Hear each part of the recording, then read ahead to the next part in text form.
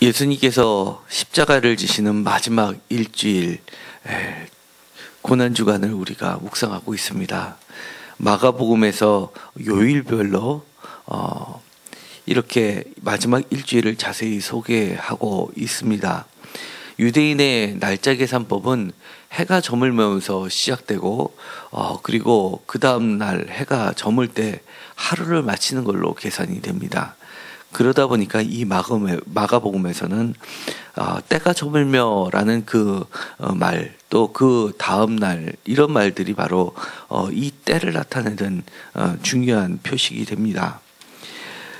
예수님께서 안식일인 날에는 이동을 하지 않으시고 여리고에서 보내신 다음에 안식일이 끝나고 나서 이동을 할 수 있으니까 주일날 일요일날 여리고 성을 입성을 했고, 그리고 나서는 이튿날인 마가복음 11장 12절에 월요일이 시작되고 어저께 성전을 정화하신 사건을 기록하고 있습니다. 그 다음에 마가복음 11장 19절에 저물매라고 시작되면서 하루를 마치는 표식을 해 두었고, 마가복음 11장 20절에 아침에라는 말이 시작되면서 그것이 바로 화요일, 오늘이 됩니다. 그런데 이 화요일은 마가복음 11장 20절부터 시작돼서 오늘 읽었었던 13장 마지막 절까지 37절까지가 하루로 기록이 됩니다. 14장 1절에 이틀이 지나면이라고 해서 또 다른 날을 계산을 하고, 14장 1절부터는 수요일이 시작되고 바로 오늘 있었던 화요일은 아주 다른 날보다 매우 긴 하루를 보내시는 날이 되는데, 그 긴 하루가 끊임없이 성전에서 자신들의 적대자들과 논쟁하는 하루를 보내십니다. 정말 피곤한 하루를 보내시고, 도대체 이렇게 하루 동안에 이 많은 일을 하실 수 있을까라는 생각마저 들 정도로 그렇게 긴 하루를 보내십니다. 그래서 화요일을 논쟁의 화요일이라고 부르게 됩니다. 이 화요일날 있었던 이야기들을 보면 먼저 아침에 무화과 나무의 마른 사건을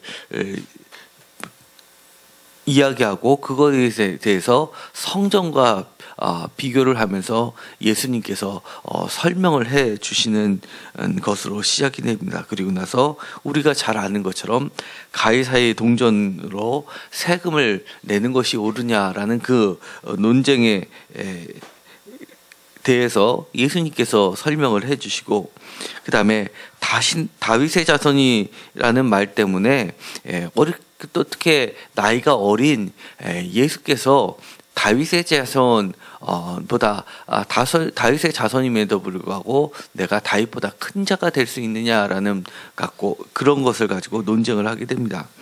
그리고 나서는 가장 핵심이 될 수 있는 부활의 문제에 대해서 이야기를 합니다.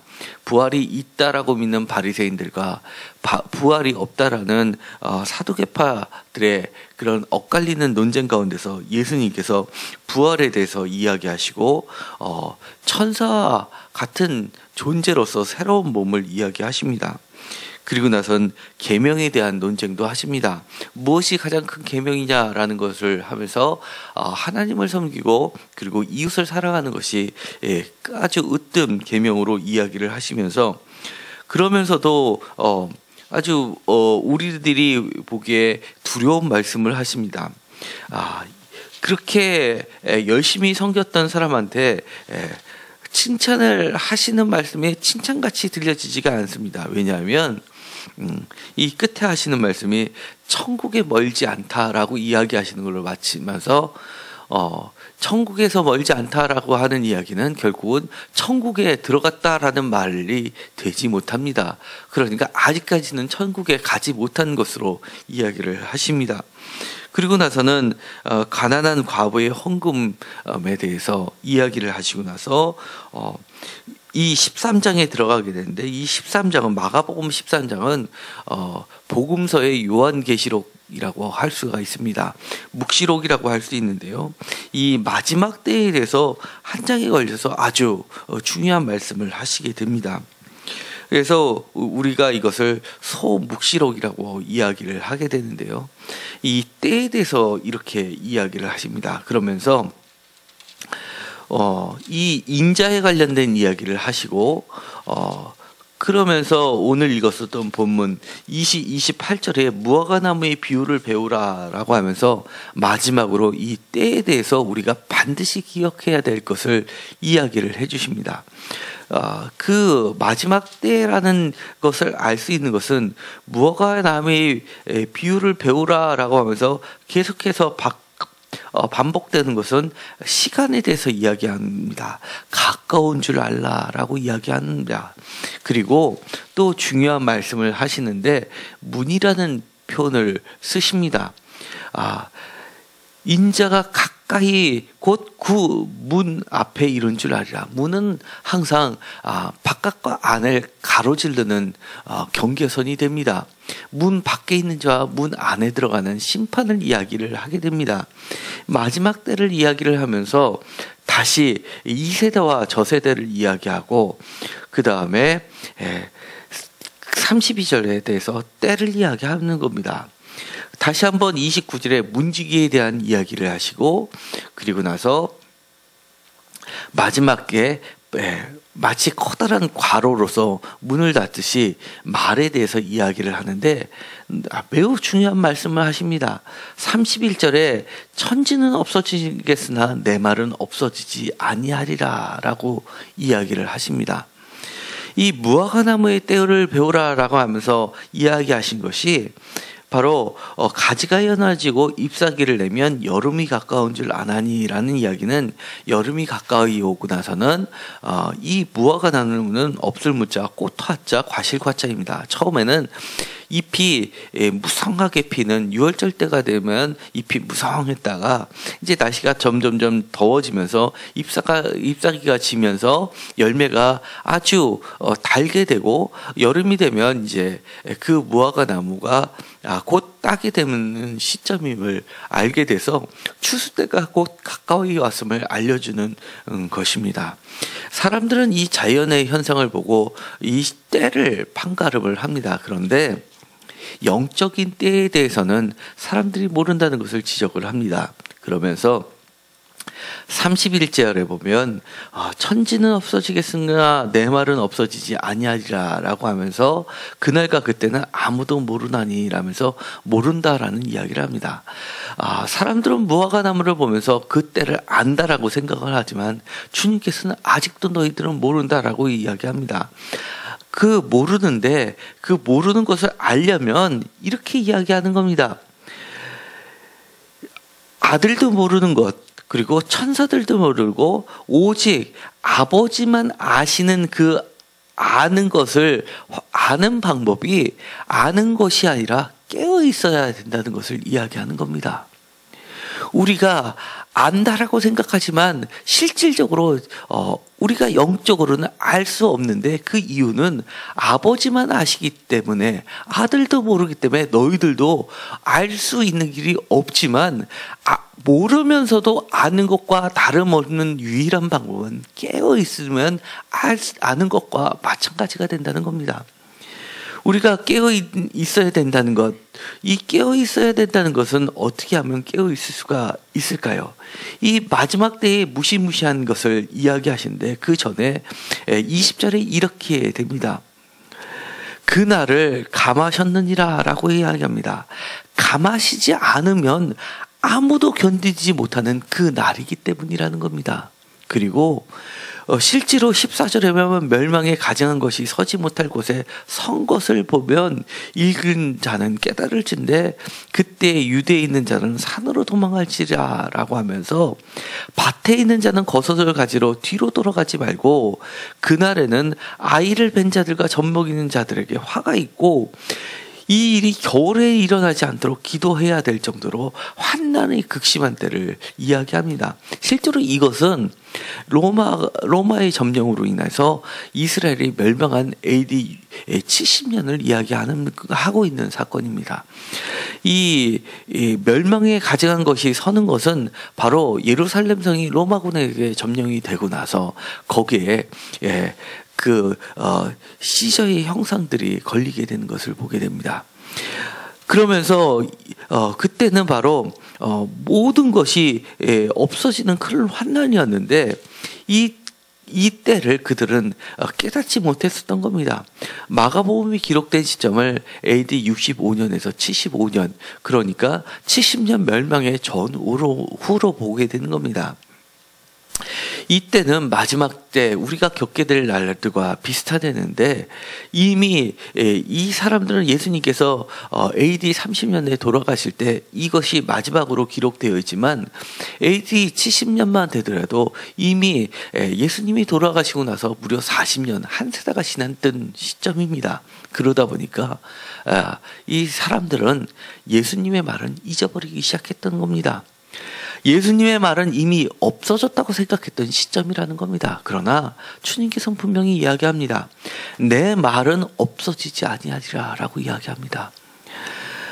지금은 예수님이 떠나신 지로 무려 2000년의 시간이 지났습니다. 우리는 마치 예수님의 말씀은 없어진 것처럼 살고 있는 시대로 접어들었다는 것을 우리는 누구보다도 잘 압니다. 많은 사람들이 마지막 때가 과연 있겠느냐라고 생각하면서 그렇게 살고 있습니다. 예수님을 믿으면서도 마지막 때는 내가 죽고 먼 훗날 언젠가라고 생각하지, 내가 살고 있는 그 순간에 마지막 때가 온다라고는 거의 생각하는 사람이 없는 시점이 이미 돼버렸습니다. 그러나 주님께서는 이렇게 이야기합니다. 깨어있으라 라고 이야기합니다. 깨어있으라 라는 말은 도대체 어떻게 하면 깨어있을 수가 있을까요? 사실 깨어있으라 라는 말은 복음서의 해설서라고 있는 요한복음에 자세히 설명이 되어 있는데, 이와 비슷한 말을 이렇게 이야기합니다. 요한복음 15장에 보면 나는 참 포도나무요 라는 이야기를 하면서 포도나무 앞 뒤에, 그러니까 14장과 16장에 중요한 양쪽에 하시던 말씀이 있습니다. 바로 성령의 이야기를 하십니다. 그러면서 15장 가운데 열매의 이야기를 하는데, 그것이 바로 내 안에 붙어 있으면 열매를 맺는다라는 말로 바꾸어서 무화과 나무를 바로 포도나무로, 참 포도나무로 바꾸면서 설명을 해주시는 부분이 나오게 됩니다. 우리가 깨어있을 수 있는 유일한 방법은, 그 때를 알지 못하지만 아는 것처럼 지낼 수 있는 유일한 방법은 주님의 나무에 붙어있는 가지가 되면 된다는 겁니다. 그러면서 참 포도나무의 이야기를 하면서 내 안에 거하라 라는 말을 다른 말로 바꿔서 내 말이 너희 안에 거하고 너희 안에 내 말이 거하면 이라는 말로 하면서, 지금 있었던 것처럼 내 말은 없어지지 아니하니라는 말과 연장선상에 놓여서 설명을 하고 계십니다. 우리는 하나님의 말씀을 믿는다고 하면서 사실은 유명한 사람들의 이야기가 사실은 교회의 예배를 많은 부분을 차지하고 말았습니다. 하나님의 말씀 그 자체를 묵상하면서 다른 세상의 지혜보다도 하나님의 말씀이 우선한다는 것을 알고는 있지만, 사실은 삼성에서 그것조차도 점점점 멀어지는 것을 우리는 보게 됩니다. 하나님의 말씀, 예수님의 말씀이 삶의 중심으로 오게 되고, 세상의 유명한 격언이 차지하는 것, 세상의 지혜가 차지하는 것보다 주님의 말씀이 우리 삶의 지표가 되고, 그 말씀이 이상하고 이해가 되지 않고 무엇인가 세상에 뒤떨어진 말처럼 보인다 하더라도 그 말씀을 붙잡고 사는 삶이 될 때 우리는 깨어있게 되는 겁니다. 그렇게 될 때 우리는 바로 어느 때가 오든지 그때에 주님이 구름을 타고 권능과 영광을 오는 것을 사람들이 보리라라고 11장 26절에 이야기하시는데, 말씀을, 그 주님이 마지막으로 하셨던 그 말씀을 우리가 보는 사람들 가운데 한 사람이 된다는 것을 이야기해 주십니다. 우리가 사실은 새벽마다 깨어나는 것 쉽지 않습니다. 그러나 이 깨어난다는 것은 바로 죽음을 극복하는 노력이 죽음을 극복하는 것과 다르지 않습니다. 때로는 우리가 노력으로서 할 수 있다라고 생각하는 부분도 있겠지만 사실은 날마다 일어나는 것 사실은 그거는 우리의 노력만으로 되지 않습니다.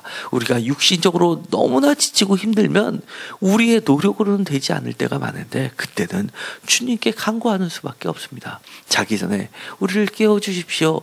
날마다 이 피곤한 육체를 우리가 일으켜 세우는 그 순간 우리가 깨어있게 되고 그리고 또 말씀을 듣게 되고 그 말씀을 붙잡고 우리가 또 기도하게 됨으로써 비록 잠자는 자들 를 대신해서도 우리가 그들을 위해서 기도를 할 수 있을 때 우리는 이 마지막 때의 문지기가 되는 겁니다. 주님께서는 나사로의 죽음을 보면서 사람들이 다 죽었다 할 때 잔다라는 표현을 쓰셨습니다. 우리의 육체가 죽음을 맞이할 때도 주님은 분명히 우리에게 이야기해 주실 겁니다. 잔다라고 이야기하는 겁니다. 마지막 때 다시 한번 주님께서 우리를 깨워주시면서 우리의 몸은 다시금 주님과 함께 서게 되고 주님을 우리의 눈으로 볼 뿐만 아니라 만질 수 있다라고 이야기를 해 주십니다. 우리가 깨어있는 그 유일한 방법은 바로 주님의 말씀을 늘 붙잡고 사는 것이고 주님의 말이 내 안에 거하고 내가 주님 말에 거하면서 주님의 말씀을 천지가 없어지지만 주님의 말씀은 영원히 선다는 것을 믿고 살아가는 것이 될 줄 압니다. 기도하고 마치기로 하겠습니다.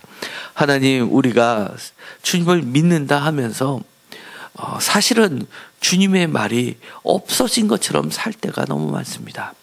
우리의 영적인 것을 깨워주시고 우리의 피곤한 육신을 깨워주시고 깨워서 주님의 말씀을 우리가 붙잡고 살 수 있게 하여 주옵소서. 주님의 말씀은 없어지지 않는다는 것을 우리가 실질적으로 믿으면서 살게 하여 주시옵시고 세상의 지혜를 통해서도 마지막 때를 배우는데 주님의 말씀을 뒤로 버리는 일이 없게 하여 주옵소서. 우리가 주님의 말씀 안에 거하고 주님이 그 말씀 안에 계심으로 우리가 열매를 맺을 수 있다는 것을 깨닫게 하여 주시옵시고 주님의 말씀을 붙잡고 사는 자들이 되게 하여 주옵소서. 예수 그리스도의 이름으로 기도드렸습니다. 아멘.